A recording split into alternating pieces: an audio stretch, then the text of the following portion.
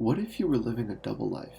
In one life, you're a sweet, innocent student who goes to school and does well on tests, while in the other life, you're a crazy murderer with a killer instinct. Well, this is exactly what Project 36 is living through. A man who was taken away from his family to become a super soldier. You see, in the future, 2500, we live in a lawless society full of evil people such as murderers, missionaries, thieves, and criminals.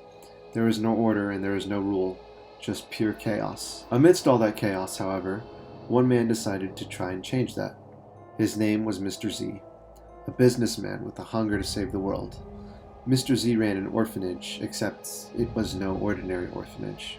As opposed to raising the kids like a regular monastery, Mr. Z decided to train them to become the world's greatest super soldiers, which is what he did. The kids of the orphanage had one goal the whole time: to become the world's dangerous soldiers. Mr. Z had one problem though. They wouldn't obey his orders. Mr. Z was a crazy man. He wanted to kill his enemies, not subdue them or arrest them. He wanted them eliminated.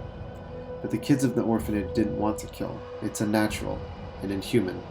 But so was Mr. Z. He wanted to weed out the bad people, so he created a chip and placed it into a boy. Project 36. It was meant to interrupt the brain and ultimately cause the person to rely on an instinct. The instinct to kill. Flash forward about 20 years later, in the years 2520. Each of the children are out trying to save the world. We zoom in on Peter, a man in his early 20s living on his own in the real world. At least, that's what he thinks. Every day at 8 p.m., Project 36 blacks out and awakens in his bed the next day.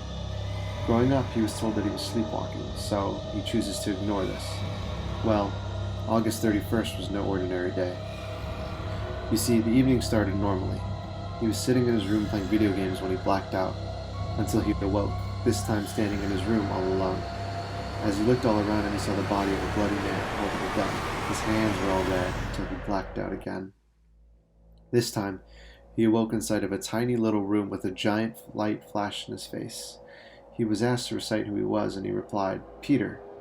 The man looked at him and asked Peter to explain what happened. Peter was unable to. The man looked at him and then pushed the button on his watch. Then, everything went black. He was tied up in a tank with water all around him. He didn't know where he was, so he screamed in terror, but he couldn't move. He was tied up in the tank and everything was locked. As he stood there, Mr. Z made his way to the front of the tank. He looked at Peter and smiled. He'd created his very first super soldier.